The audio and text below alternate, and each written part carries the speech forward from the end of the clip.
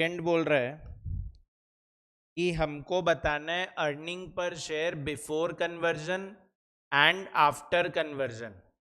Conversion से पहले earning per share क्या थी और कन्वर्जन के बाद अर्निंग पर शेयर क्या थी। तो थर्ड पॉइंट में हम लोग एक टेबल बना रहे थे जिसमें हम पहला कॉलम रख लेंगे पर्टिकुलर्स। स्टूडेंट्स, पहला कॉलम हो जाएगा पर्टिकुलर्स, दूसरा कॉलम हो जाएगा बिफोर कन्वर्जन और नेक्स्ट कॉलम हो जाएगा after conversion. Before conversion and after conversion, before conversion and after conversion. ध्यान है ना कि इस तरह से हम लोग टेबल बना रहे थे।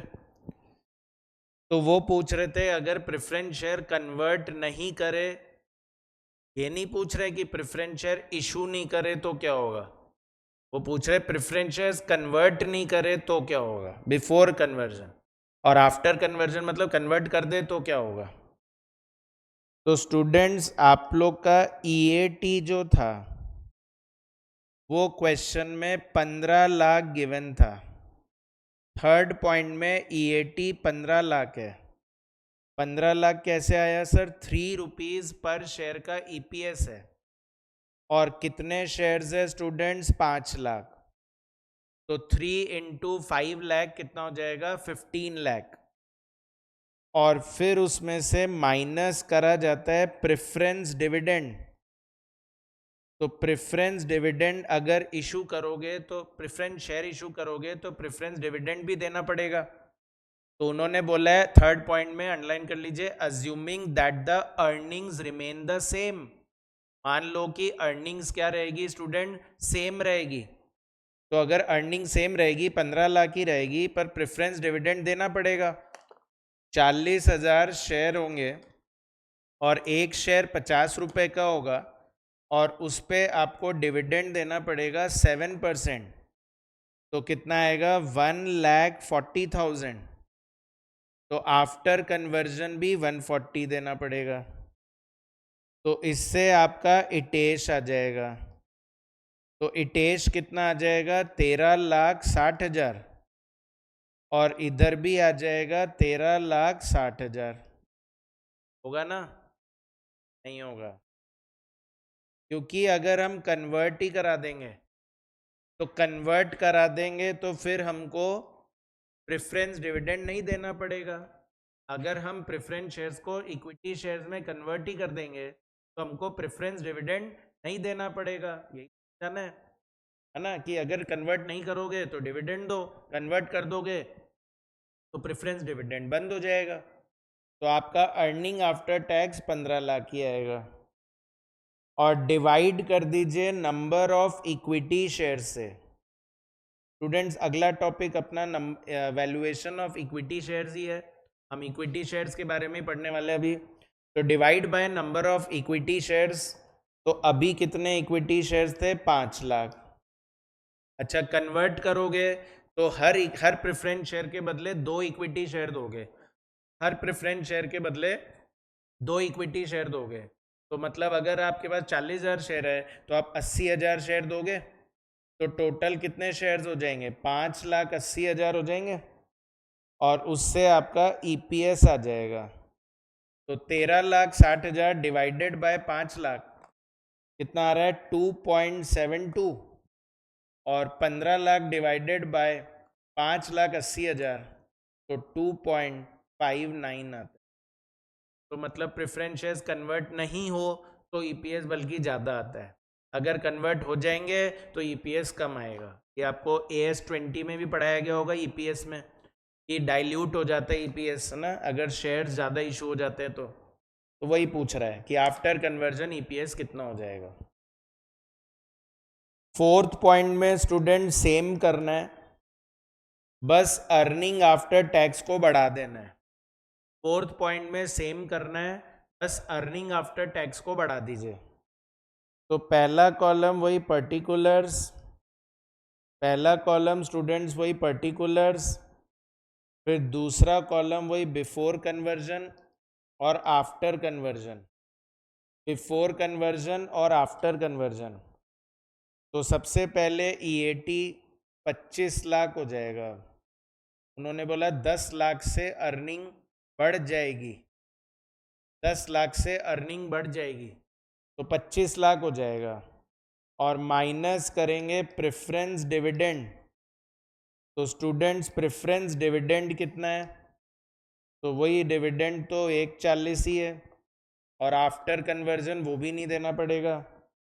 तो इटेश हो जाएगा आपका, दैट इज 23,60,000, और इधर 25 लाख ही रहेगा।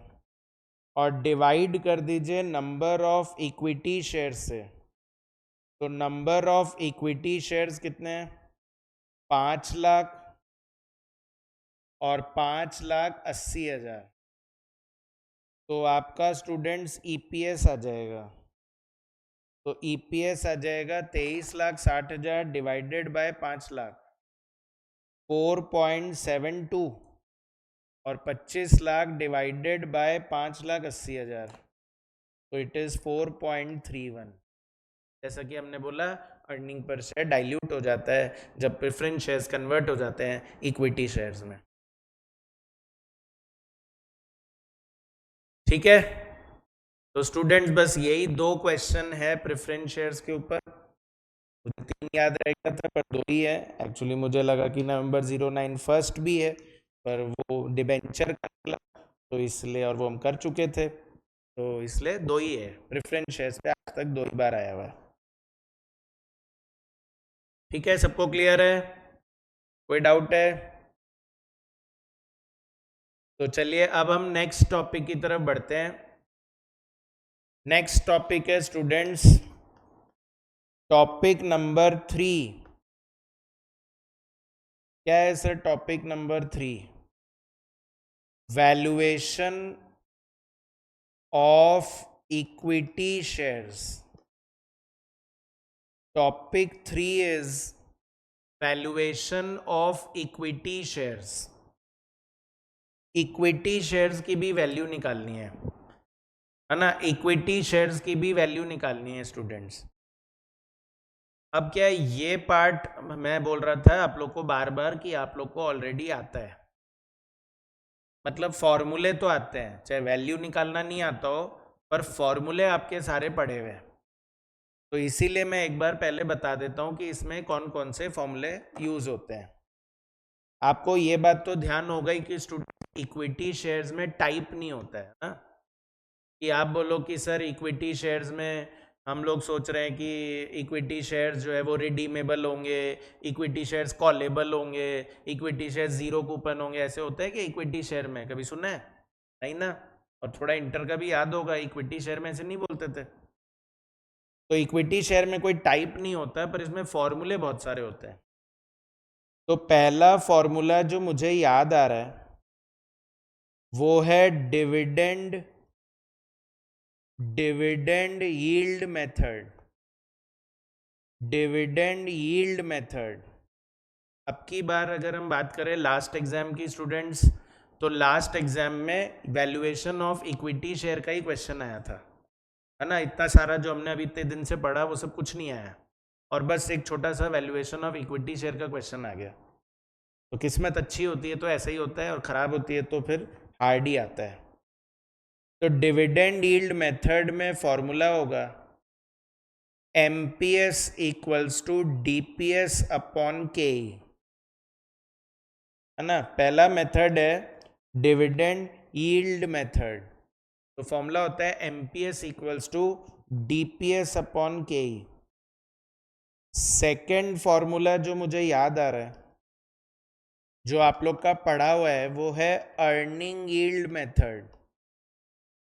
और अर्निंग यील्ड मेथड में फॉर्मूला होता है MPS equals to EPS upon के।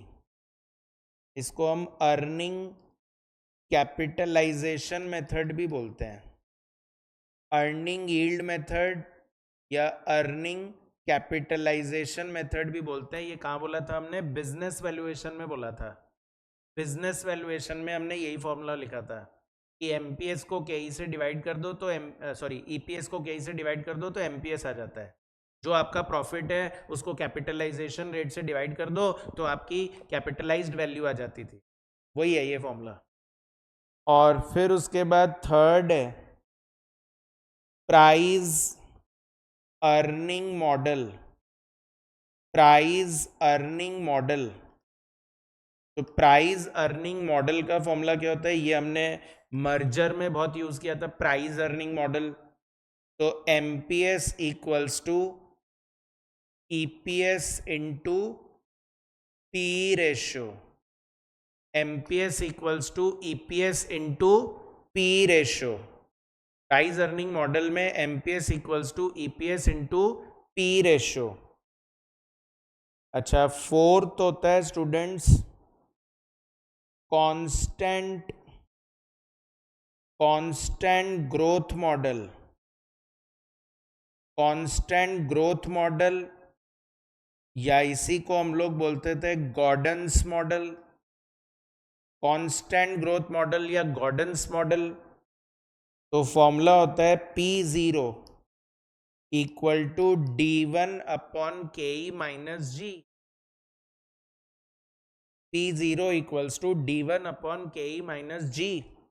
अच्छा, ये याद है किसी को कि इसमें G कैसे निकलता था? G equals to B into R होता था। B इंटू आर, और B का फुल फॉर्म क्या होता है?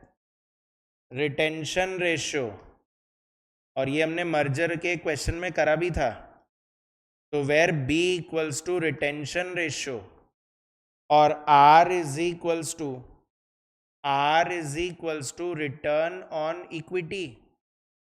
B is retention ratio and R equals to return on equity।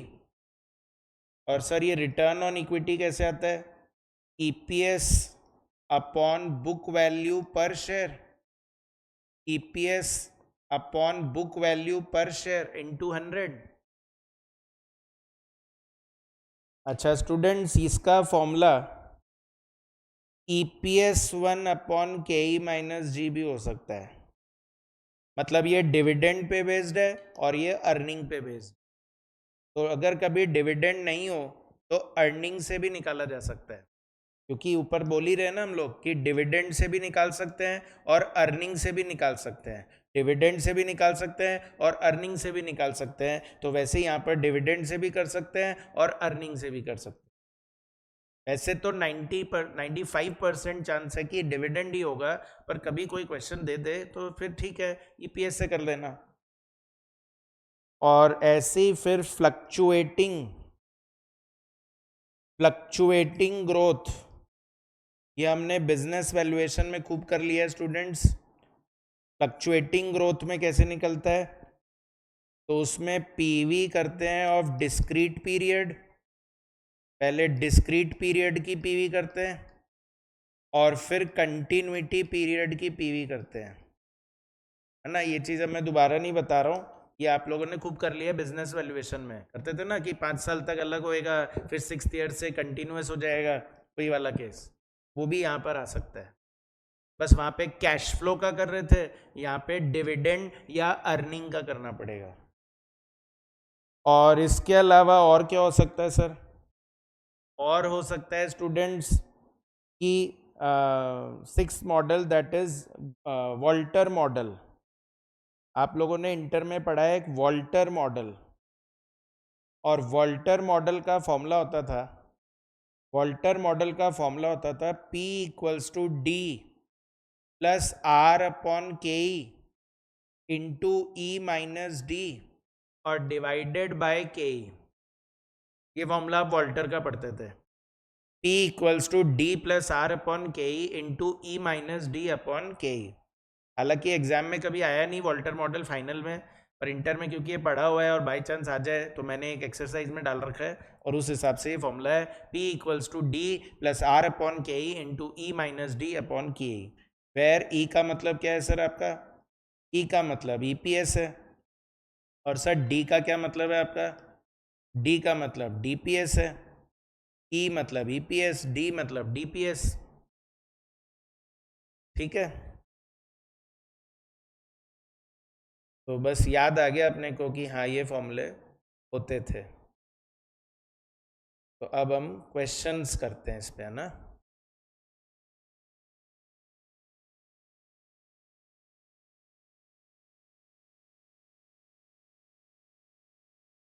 तो सबसे पहले तो स्टूडेंट नवंबर 07 सेकेंड निकाल लीजिए।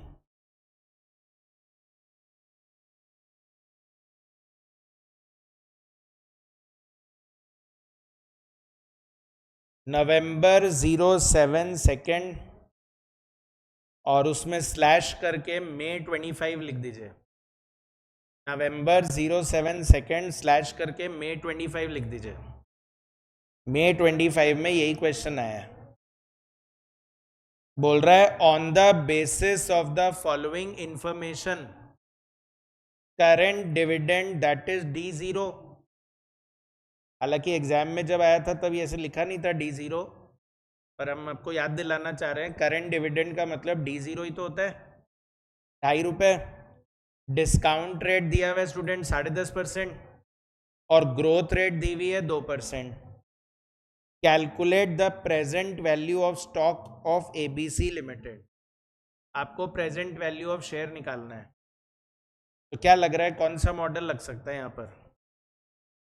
ग्रोथ मॉडल लग जाएगा भाई। KE दिया हुआ है, G दिया हुआ है, D0 दिया हुआ है। क्या स्टूडेंट्स इसमें ग्रोथ मॉडल लगा सकते हैं?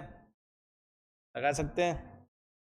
अच्छा, is the stock over valued if stock price is 35 rupees.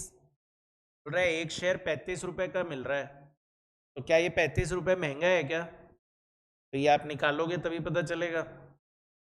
और फिर उसके बाद बोल रहा है KE अब 9% लेना है ना। तो मतलब फर्स्ट पॉइंट का अलग है केस, सेकेंड पॉइंट का अलग है केस। 10.5 की जगह 9 कर दिया और EPS दे दिया, डिविडेंड नहीं दिया सेकेंड केस में। और शो डिटेल्ड कैलकुलेशन। तो कैसे हो सकता है ये?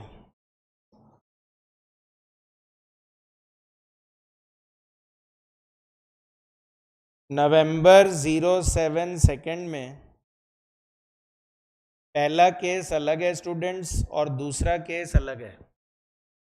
पहले केस में D0 दिया हुआ है 2.5 और ग्रोथ रेट दे दी है 2%।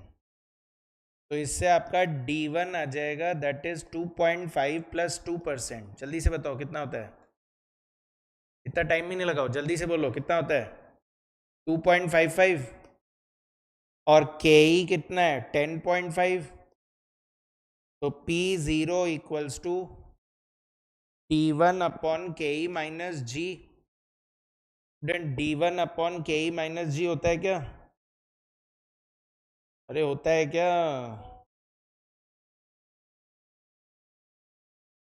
तो D1 कितना? 2.55 और divided bye KE that is 10.5 और माइनस 2%। तो 2.55 डिवाइडेड बाय 8.5%, तो 30 रुपीज आ रहा है। 30 रुपीज आ रहा है ना। और सेकंड पॉइंट अलग है। सेकंड पॉइंट बोल रहा है कि अब हम आपको EPS दे रहे हैं, अब हम आपको DPS नहीं दे रहे हैं, EPS दे रहे हैं हम आपको।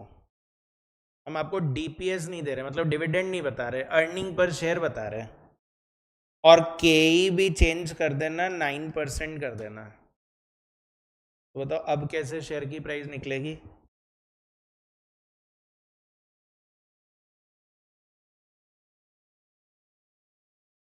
मतलब ग्रोथ लोगे अभी भी?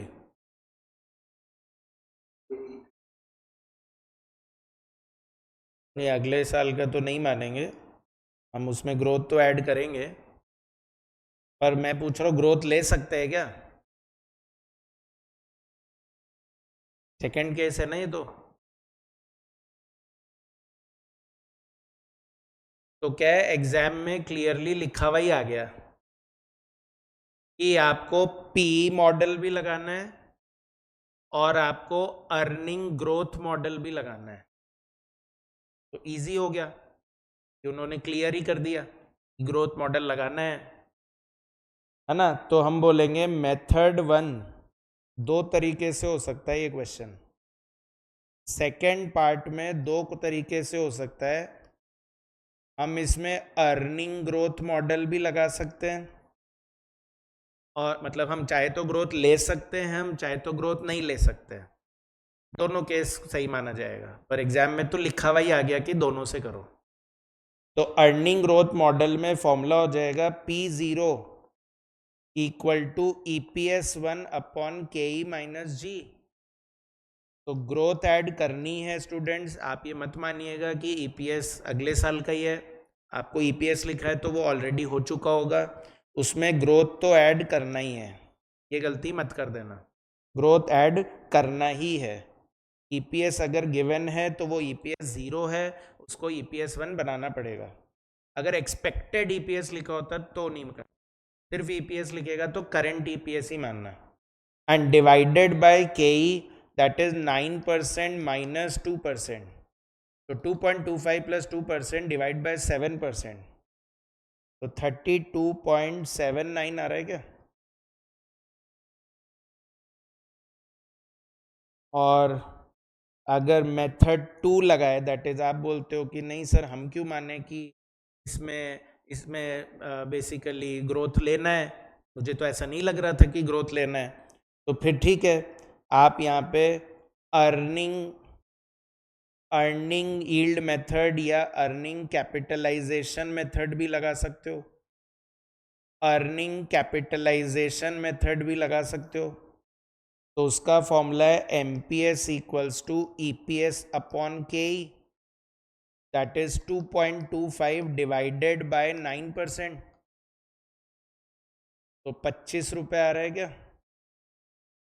और चाहो तो इसमें PE मॉडल भी लगा सकते हो।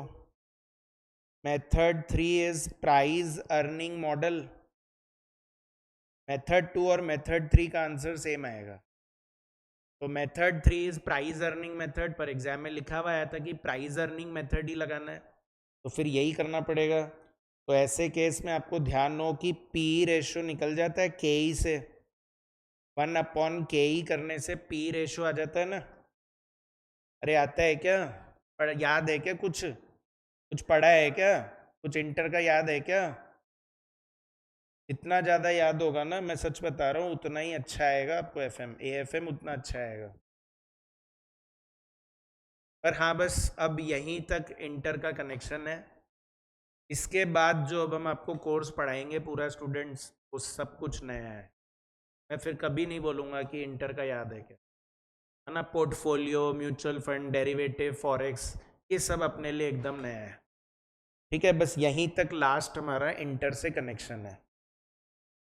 और इससे स्टूडेंट्स MPS, तो किसी को अगर डर लग रहा हो कि भाई इंटर का अच्छे से नहीं किया था मैंने तो, और इसलिए अब मेरा पेपर कैसा होएगा, तो अच्छा ही होएगा। पूरा कोर्स इंटर से रिलेटेड नहीं है। बिजनेस वैल्यूएशन में कितना ही रोल था इंटर का, है ना। बस कहीं कहीं पे बीच बीच में आता है, अब क्या करें, बेस है ना वो आपका। तो EPS 2.25 और इंटू 11.11, तो उससे भी 25 ही आना चाहिए। तो yes, the stock is over valued. कोई भी मेथड से देख लो।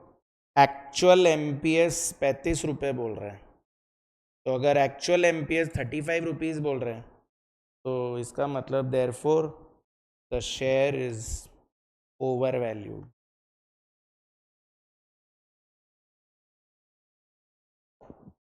तो अगर स्टूडेंट्स नहीं लिखा हुआ आता है सेकेंड पॉइंट में कि किस मेथड से करो, जैसे इस क्वेश्चन में नहीं लिखा हुआ था, तो हम लोग कोई भी एक मेथड लगा के आ जाए। फिर भी आप लोग के मन में डाउट रहता है कि नहीं सर हमको तो समझ में नहीं आ रहा था, तो आप और करके भी अपना दूसरा आंसर भी लिख सकते हो, और जो सही होगा उसको इंस्टीट्यूट सही कर देगा, है ना। तो आप लोग और करके भी आंसर दे के आ सकते हैं अगर कन्फ्यूजन होता है तो। फिलहाल यहाँ कोई कन्फ्यूजन का काम नहीं है, नहीं बोला है तो PE मॉडल सबसे अच्छा दिख रहा था या अर्निंग यील्ड मेथड सबसे अच्छा दिख रहा था। पर जब बोल ही दे कि आपको ग्रोथ मॉडल लगाना ही है तो ग्रोथ रेट मानना ही पड़ेगा, कोई ऑप्शन नहीं है।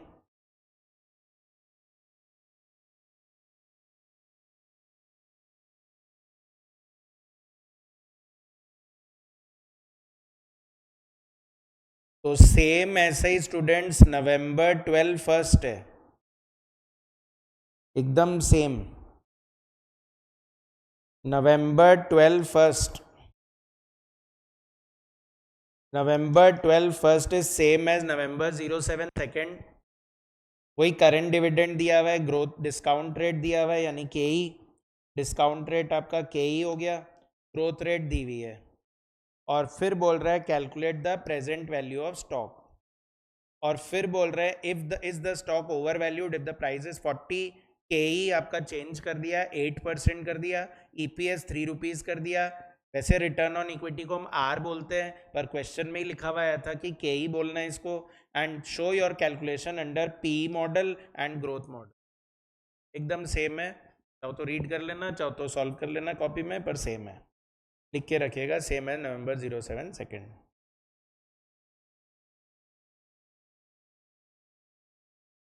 नेक्स्ट निकालिए M05 फर्स्ट,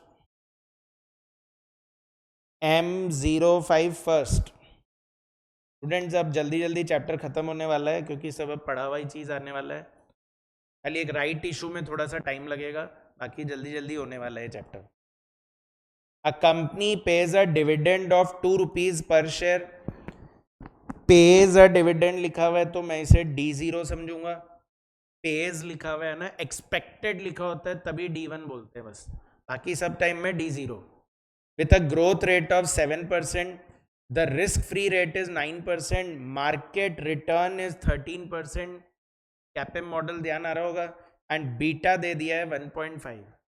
सर आपने ये कैपेम मॉडल हमको समझाया ही नहीं ठीक, तो मैं समझाऊंगा, डोंट वरी, है ना, मैं सब समझाऊंगा, पोर्टफोलियो चैप्टर में समझाऊंगा, एक एक चीज़ समझाऊंगा कि बीटा क्या होता है, आरएम क्या होता है, आरएफ क्या होता है, सब कुछ डिटेल में सीखेंगे हम लोग, पर पोर्टफोलियो का वेट करना पड़ेगा।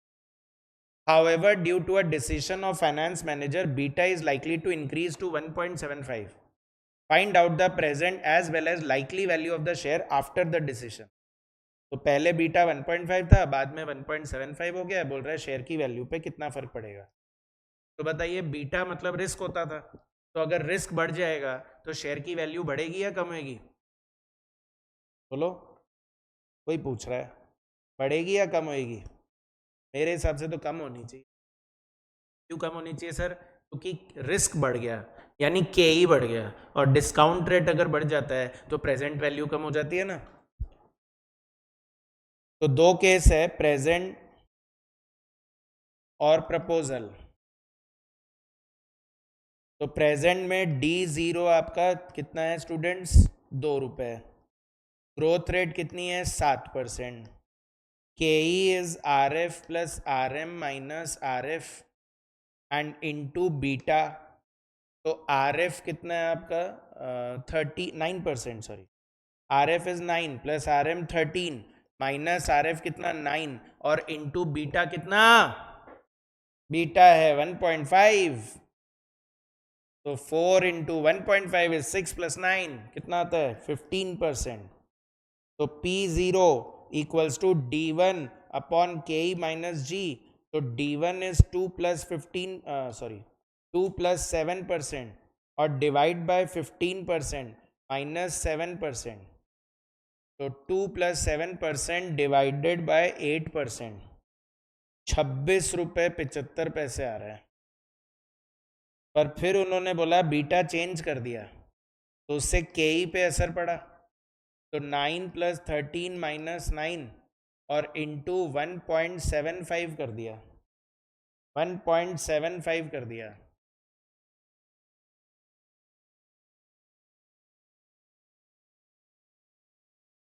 $16 आ रहा है क्या? तो इससे P0 is 2 plus 7% and divide by 16% minus 7%, 23.78 आ रहा है क्या?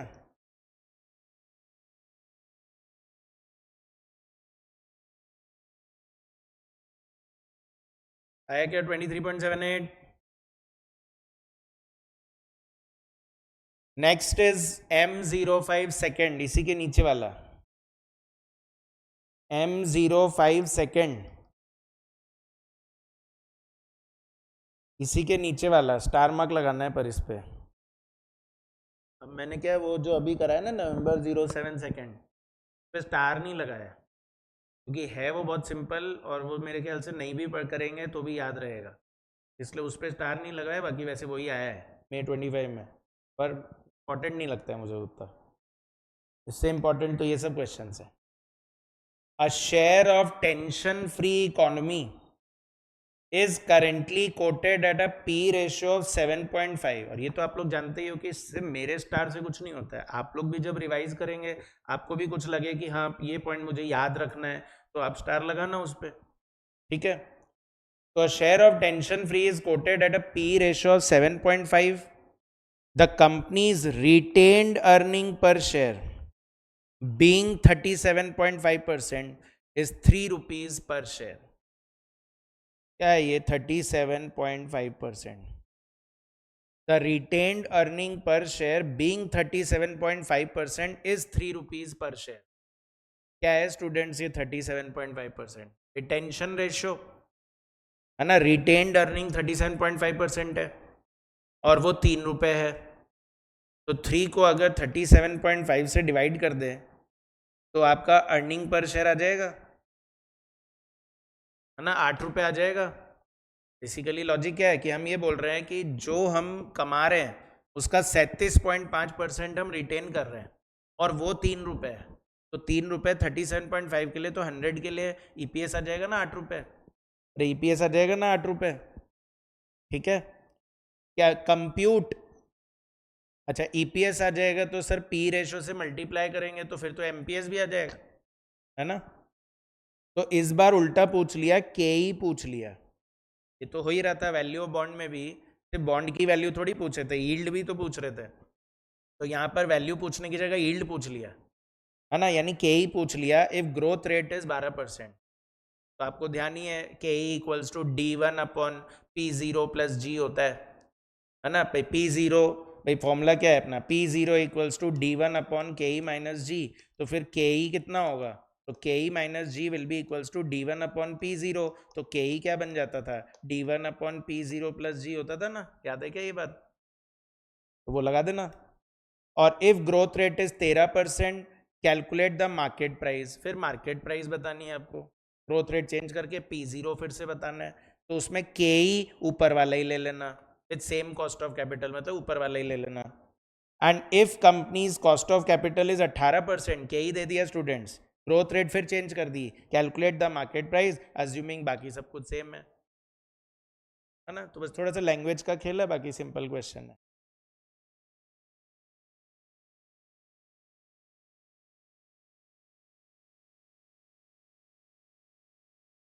तो स्टूडेंट सबसे पहले हमको retained earning per share given था,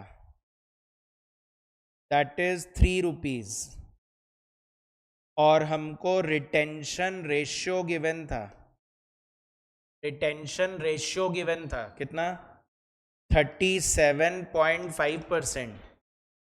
रिटेन्ड अर्निंग गिवन था और रिटेंशन रेशियो गिवन था। तो क्या आपको लग रहा है इससे ईपीएस आ जाएगा, दैट इज 3 डिवाइडेड बाय 37.5%।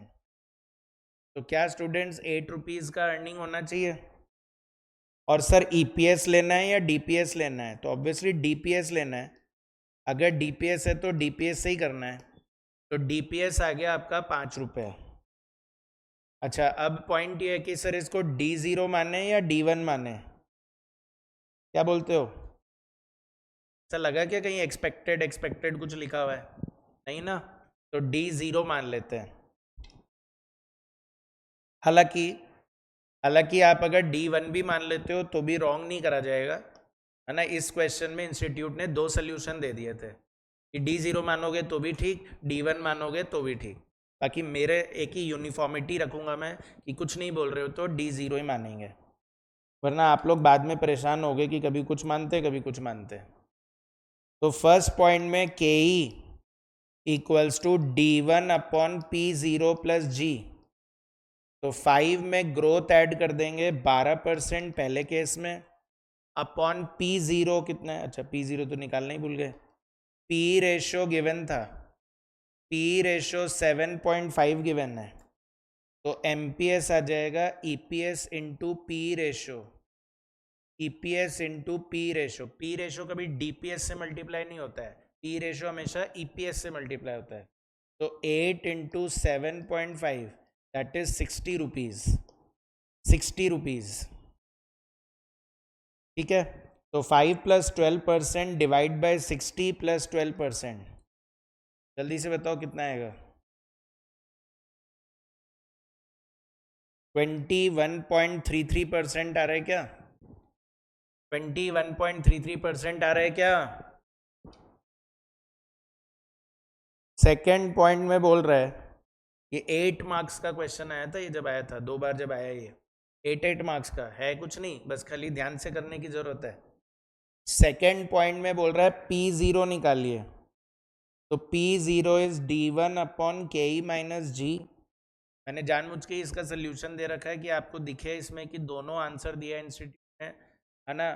एक का आंसर 20.33 दिया हुआ है और नीचे आंसर 21.33, दोनों को सही माना जाएगा। फिर d1/ke, मुझसे पूछोगे क्या करना चाहिए, तो वही कर रहा हूँ, यही करना चाहिए कि d0 मान लो और ग्रोथ ऐड कर दो। और ये मेरे एग्जाम में भी आया था, मेरे एग्जाम में भी आया था ये स्टूडेंट, तो मैं तो यही करके आया था और सही हुआ था। उस टाइम हालांकि कॉपीज आती नहीं थी, पर मार्क्स आए थे तो सही आए होंगे। तो D1 जो है वो कितना है आपका? ग्रोथ रेट चेंज करने बोल रहा है, 13% लेने बोल रहा है, तो 5 + 13% डिवाइडेड बाय के-ई, और के-ई कितना है स्टूडेंट्स? के-ई हमारा सेम लेना पड़ेगा 21.33 एंड माइनस 13%, तो 5.65 डिवाइडेड बाय 8.33%, क्या ये 67.83 आ रहा है क्या? और थर्ड केस में स्टूडेंट्स आपकी तो इन्होंने के-ई भी बदल दी, तो d1/ke-g, तो 5 + 15%, 5 + 15% एंड डिवाइडेड बाय के-ई, तो के-ई कितना है अब? 18% और जी कितना? 15%। 191.67 आ रहा है क्या?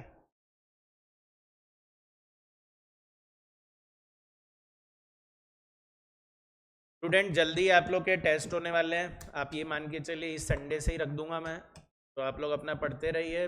पहला टेस्ट वही बिजनेस वैल्यूएशन और मर्जर एक्विजिशन का होगा, और फिर उसके बाद अगला टेस्ट सिक्योरिटीज़ वैल्यूएशन का होगा, तो इसलिए पढ़ते रहिए, रिवाइज करते रहिए।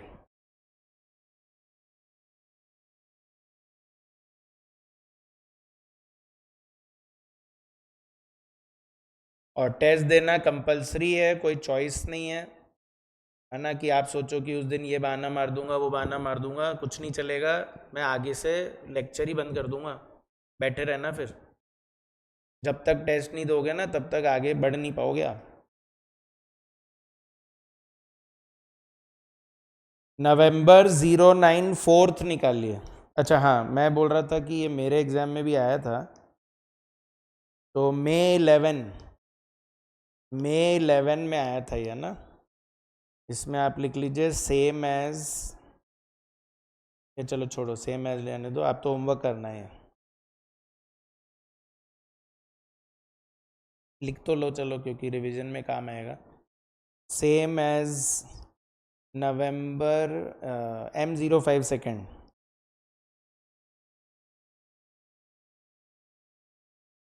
मतलब 3 बार आया हुआ ये क्वेश्चन और मुझे इम्पोर्टेंट लगता है। नवंबर 09 4th students, November 09 4th, a firm has been paid dividend of 2 rupees per share last year, वही D0, the growth rate is estimated to be 5%, determine the market price of the share। तो growth rate दी हुई है, market price पूछ रहा है, तो निकल जाएगा, है ना। If the growth rate determine the market price of the share if the growth rate rises to 8%। अच्छा, मतलब पहले 5 थी, फिर उसको 8 कर दिया, और फिर falls to 3%। And also find out the market price given that the K is 15.5%। तो अगर 8 हो जाए तो क्या होगा, 3 हो जाए तो क्या होगा, और 5 हो जाए तो क्या होगा, और तीनों केस में के ही सेम। इंटर में भी था ये क्वेश्चन। नवंबर 094। तो 3 कॉलम बना देता हूँ। पहला केस ग्रोथ रेट कितना लेने बोल रहा है, 5%। दूसरा केस क्या बोल रहा है, कितना ले लो, 8%। और तीसरा केस बोल रहा है कितना ले लो, बोलो -3 या +3, फॉल्स टू 3%, +3, फॉल्स टू 3 है, तो मतलब 5 से 3 हो गया, ये नहीं कि नेगेटिव ही हो गया। तो D0 था आपका 2 rupees, D0 in all cases 2 rupees है, और KE इन ऑल केसेस 15.5% है। KE इन ऑल केसेस 15.5% है। तो P0 इज 2 + 5%, डिवाइड बाय 15.5 - 5। इधर 2 + 8%, डिवाइड बाय 15.5 - 8। और इधर 2 + 3%, डिवाइड बाय 15.5 - 3। पहले केस का आंसर क्या रहा है,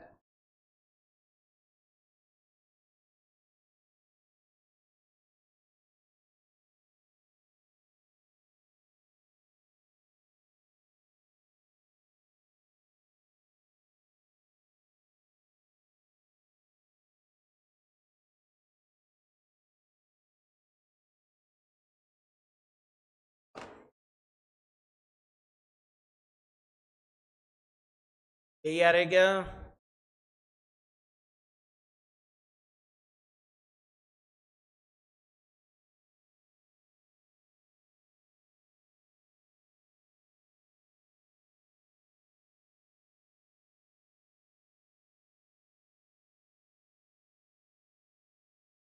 स्टूडेंट्स यही आ रहा है क्या?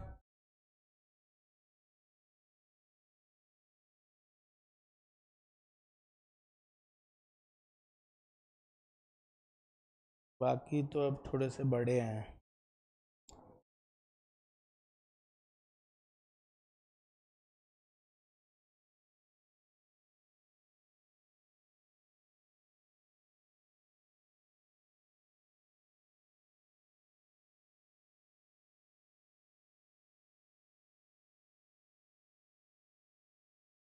ठीक है, तो कल ही कर सकते हैं ना, बड़े हैं थोड़े से क्वेश्चन, छोटे छोटे वाले मैंने करा दिया आपको आज, कल करते हैं। कल इक्विटी शेयर टॉपिक ख़त्म कर देंगे हम लोग, और फिर नेक्स्ट डे से हम लोग राइट ऑफर पढ़ेंगे, और उसके बाद फिर मनी मार्केट इंस्ट्रूमेंट्स आएंगे। तो मतलब आप मान के चलिए 1 2 3 दिन का चैप्टर और बचा हुआ है ना, 3 दिन और लगेगा।